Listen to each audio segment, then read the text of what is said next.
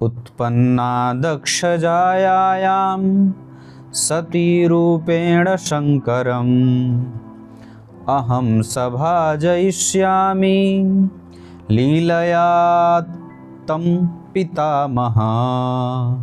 प्रिय दर्शकों नमस्कार, एक बार फिर से उपस्थित हूँ आप सबके सामने।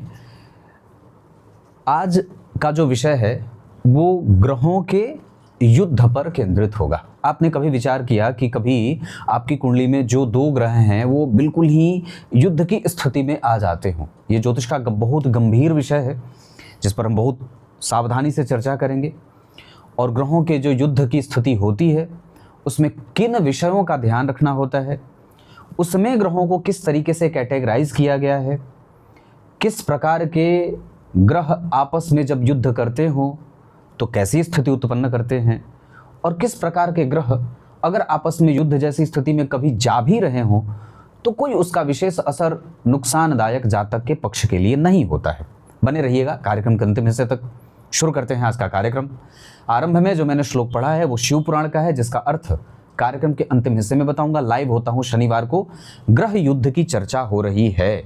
आपकी कुंडली में आपको ये देखना होगा कि ग्रहों का अंश कितने कितने पर विराज रहा है। जैसे इसको जानने से पहले आपको ये समझना होगा कि ग्रहों को विभिन्न कैटेगरी में बांटा गया है। बुध, गुरु और शनि, और उसके बाद बचते हैं मंगल और शुक्र।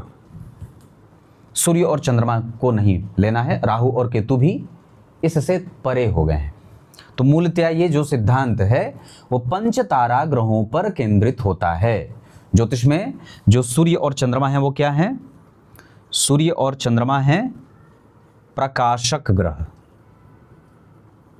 राहु और केतु क्या है? राहु और केतु क्या है? छाया ग्रह, है ना। और ये जो ग्रह मैंने लिखे हैं ये हैं पंच तारा ग्रह। अस्त भी यही होते हैं, चंद्रमा भी अस्त होते हैं, पर मूलतः वक्री ये होते हैं। बुध वक्री, गुरु वक्री, शनि वक्री, मंगल वक्री होते हैं, और शुक्र वक्री होते हैं, राहु और केतु सदैव वक्री होते हैं। सूर्य और चंद्रमा प्रकाशक ग्रह होते हैं। ये पंचतारा, ये छाया ग्रह। चलो ये तो एक विषय की बात हो गई। पर ये जो सिद्धांत है ग्रहों के युद्ध का वो किस पे लागू होता है? वो पंचतारा ग्रहों पर ही लागू होता है। अब जरा इसमें भी ग्रहों के लिए कैटेगरी क्या किया गया कि मंगल और शुक्र जो हैं वो यायी श्रेणी के ग्रह हैं, और ये जो हैं बुध, गुरु और शुक्र ये पौर श्रेणी के ग्रह हैं। इन्हें पौर कहा गया। बुध, गुरु और शनि पौर श्रेणी के ग्रह हैं। मंगल और शुक्र जो हैं वो यायी श्रेणी के ग्रह हैं।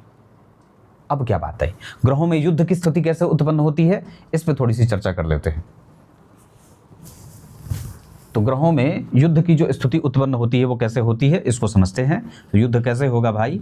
जब दो ग्रह, जैसे मान लीजिए बुध जो हैं वो 15 अंश 40 कला पे हो गए, और गुरु जो हो गए वो हो गए 15 अंश 40 कला पे, ये भी हो गए। तो ये जो स्थिति उत्पन्न होगी ना, 15 डिग्री 40 कला 40 कला, अब ये स्थिति दोनों को युद्ध की श्रेणी में लेके चला जाएगा। मतलब ये दोनों ग्रह युद्ध में आ गए। अब दोनों में से विजेता कौन बनेगा? विजेता चाहे जो भी बने, इसका असर जातक को कैसे असर करता है, कैसे काम करता है? तो भगवान आचार्यवर लिखते हैं कि अगर दो ग्रह जो पौर श्रेणी के हों, बुध और गुरु और शनि पौर श्रेणी के ग्रह हैं, अगर ये कभी भी बुध, गुरु और शनि आपस में युद्ध की स्थिति में होंगे तो ये बहुत ही निगेटिव हो जाता है। जातक के लिए वो बहुत नुकसानदायी होता है, अच्छा नहीं होता। अगर ये दोनों ग्रह समान अंश पे विराजमान हो जाएंगे ना तो ये बहुत ही ज़्यादा कष्टकारी हो जाता है। कलाओं के बाद विकला में अगर वो 3 विकला पे हैं, 4 विकला पे हैं, तो ग्रह जो समान अंश पे 15 अंश 40 कला और 3 विकला और 4 विकला पे गुरु हैं, अगर मतलब जो ग्रह विकला में आगे गया वो युद्ध में जीता हुआ माना जाता है। परंतु फिर भी युद्ध की स्थिति जो होती है वो निश्चित रूप से जातक को परेशान करती है, प्रभावित करती है, निगेटिवली अप्रोच करती है। पर उसमें क्या बात आई कि अगर पौर श्रेणी के ग्रह आपस में युद्ध करते हैं तो ये जातक के लिए निगेटिव काम करता है। लेकिन अगर उसमें भी अगर 2 याई ग्रह मतलब मंगल मान लीजिए 16 अंश पे बैठे हैं, शुक्र भी 16 अंश पे बैठे हैं, ये युद्ध की स्थिति उत्पन्न होगी। यहाँ जो युद्ध होगा इसका प्रभाव जातक के लिए बैलेंस करने वाला होगा, मतलब उतना ज़्यादा नेगेटिव नहीं होगा, ठीक ठाक परिणाम दे जाएगा, उतना ज़्यादा परेशान नहीं करेगा जब ये याई ग्रह आपस में युद्ध की स्थिति में जाएंगे। तो अब इसका अर्थ क्या हुआ कि किसी भी स्थिति में बुध, गुरु और शनि का जो प्रभाव है अगर वो युद्ध की स्थिति में जा रहा है तो वो नुकसान कारक है, वो जातक के प्रभावों को कमजोर करेगा, उसकी कुंडली को कमजोरी से प्रभावित करेगा। और अगर मंगल और शुक्र जैसे याई ग्रह आपस में युद्ध कर रहे हैं तो ये बहुत ज्यादा नुकसान वाली बात नहीं है। अब दूसरे सिद्धांत पे आते हैं कि अगर मान लीजिए एक कोई पौर ग्रह है, पौर ग्रह मान लीजिए आपकी कुंडली में गुरु बन गए और दूसरा याई ग्रह है अर्थात एक कुंडली में शुक्र हो गए, ये दोनों ग्रह युद्ध की स्थिति में जाते हैं। मान लीजिए 17 अंश पे गुरु बैठे हैं और 17 अंश पे ही शुक्र भी बैठ गए, ये जो स्थिति होगी ना ये नेचुरली बहुत ज़्यादा उतनी अच्छी नहीं होती, पर सामान्यतः इससे थोड़ा आप इसको मान सकते हैं कि इसके 50% परिणाम आपको नेगेटिव देखने को मिलेंगे। दूसरा वाला जो था जो इससे पहले मैंने बताया वो सामान्यतः ठीक ठाक था। यहाँ पे नुकसान हो सकता है, एक पौर है गुरु और दूसरे शुक्र याई हैं, ये दोनों ग्रह जब युद्ध की स्थिति में होंगे तो लगभग उसके सामान्यतः परिणाम आपको नेगेटिव और पॉजिटिव दोनों ही देखने को मिलते हैं, नेगेटिव भी मिल सकता है। क्लियर है? और अगर दोनों याई हैं तो ये ज़्यादा नुकसान कारक नहीं है, अगर दोनों पौर हैं तो नुकसान कारक ज़्यादा है। अगर एक पौर और एक याई श्रेणी का ग्रह है और अगर वो युद्ध कर रहा है तो नेचुरली उसका जो प्रभाव है वो थोड़ा प्रभावित करेगा और थोड़ा कम प्रभावित करेगा। आपको इसके लिए आपके ग्रहों के अंशों से अपना परिचय रखना होगा, आपकी कुंडली में कौन सा ग्रह कितने अंशों पे विराजमान है। यहाँ बात जब अंश बल की चल रही है तो एक बहुत ही सार्वभौमिक सूत्र है जो आप लोगों को बता दूं, कोई भी ग्रह जो 0 से लेकर के 6 अंशों के बीच बैठा हो उसकी जो दृष्टि होगी वो कमज़ोर होगी, मतलब वो ना के बराबर देखने वाली होगी। सामने वाले भाव पे उसकी दृष्टि जा रही है पर वो देख नहीं रहा है, वो कमज़ोर दृष्टि से देख रहा है। और ठीक वही बात 24 से लेकर के 30 अंशों तक अगर कोई ग्रह डिग्री वाइज बैठा है तो उसकी भी जो दृष्टि होगी वो कमज़ोर होगी, मतलब अच्छी नहीं होगी, या सामान्यतः अच्छी नहीं होगी, बुरी नहीं होगी, वो देखेगा भी नहीं। ग्रह की दृष्टि कब काम करती है? जब ग्रह 6 अंश से लेकर के और 24 अंश के बीच का हो।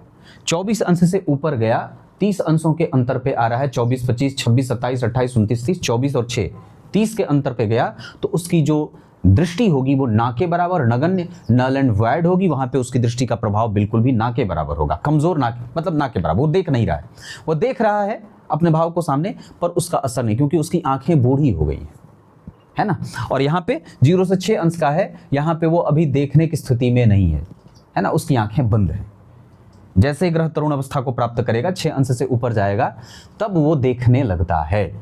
तो ग्रह के अंश के आधार पर आप इस बात का निर्धारण कर लीजिए कि आपकी कुंडली में कौन सा ग्रह कितने अंश पे विराजमान है, तो वो कहाँ देख रहा है। अगर मान लीजिए किसी व्यक्ति की कुंडली में गुरु का बल, उदाहरण देता हूँ, मान लीजिए किसी जातक की कुंडली में देव गुरु बृहस्पति 5 अंश और 59 कला पे बैठे हैं, मतलब ये देखने की स्थिति में है ना। और उसके बाद अगर गुरु किसी की कुंडली में 16 अंश पे विराजमान है तो ये देख रहे हैं, अपनी 5वीं दृष्टि भी डाल रहे हैं, 7वीं दृष्टि से भी देख रहे हैं और 9वीं दृष्टि से भी देख रहे हैं। अंतर स्पष्ट है। उसी तरीके से अगर कोई भी ग्रह, जो मान लीजिए गुरु ही की बात करता हूं, अगर वो 27 अंश पे विराजमान है तो ये देखते हुए भी नहीं देख रहे, या इनकी दृष्टि बूढ़ी है, ये देख करके भी कोई असर करने वाले नहीं है, या इनकी दृष्टि है ही नहीं, आप इसको ना के बराबर, मतलब वो नहीं देख रहा, ग्रह की दृष्टि नहीं है। क्लियर है? ये आज के कार्यक्रम का मुख्य बिंदु था। आपको इसमें यह समझना होगा कि पौर ग्रह की श्रेणी में कौन आते हैं? बुध आते हैं, गुरु आते हैं और शनि आते हैं। उसके बाद मंगल और शुक्र जैसे ग्रह याई श्रेणी में आते हैं। इनका आपस में युद्ध में जाना बहुत खतरनाक होता है। इनका आपस में युद्ध में जाना सामान्यतया उतना खतरनाक नहीं होता, जबकि एक पौर और एक याई सामान्यतया खतरनाक हो जाते हैं। बहुत ज़्यादा नहीं, पर थोड़े बहुत खतरनाक तो हो ही जाते हैं। अब यहाँ से आगे बढ़ते हैं और कार्यक्रम के आरंभ में मैंने जो श्लोक पढ़ा था उसका अर्थ बता देता हूँ। विचार करके देखिए, ग्रह का युद्ध करना ना बड़ा नुकसानदायक होता है।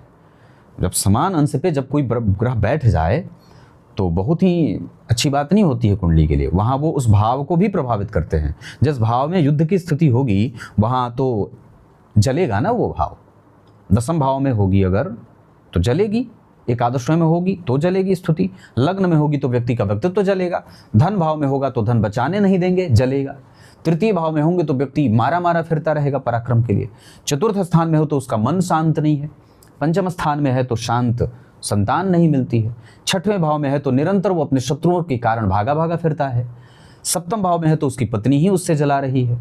अष्टम भाव में है तो उसका मन एक जगह एकांत शांत चैतन्य नहीं है। नवम भाव में है तो वो हमेशा ही अपने भाग्य का रोना रोता रहता है। दशम स्थान में है तो उसकी सामाजिक प्रतिष्ठा या उसका करियर बाधित होता रहता है। एकादशवें में है तो मेहनत खूब कर रहा है पर उसको उसका यश नहीं मिल रहा। और 12वें भाव में है तो निरंतर वो अपने ऋण में दबा हुआ है, उलझा हुआ है, एकांत चित्त शांत और मोक्ष की गति को प्राप्त नहीं कर पा रहा है। ऐसे ग्रह के युद्ध की स्थिति जातक को परेशान और प्रभावित करती है। ये बहुत महत्वपूर्ण टॉपिक हो सकता है। युद्ध की स्थिति में गया ग्रह कभी भी अच्छा नहीं होता। हाँ, पर कब? इस सिद्धांत के आधार पर। क्लियर है?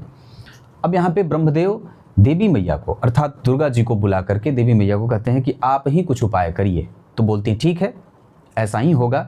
मैं दक्ष प्रजापति के घर पे सती के रूप में जन्म लूंगी और भगवान शिव के लिए तपस्या करूंगी और उन्हें पति रूप में प्राप्त करूंगी। क्लियर है? कुछ इसी तरीके से आज के इस महत्वपूर्ण कार्यक्रम का समापन करते हैं। तब तक के लिए इजाजत दीजिए। बहुत बहुत नमस्कार।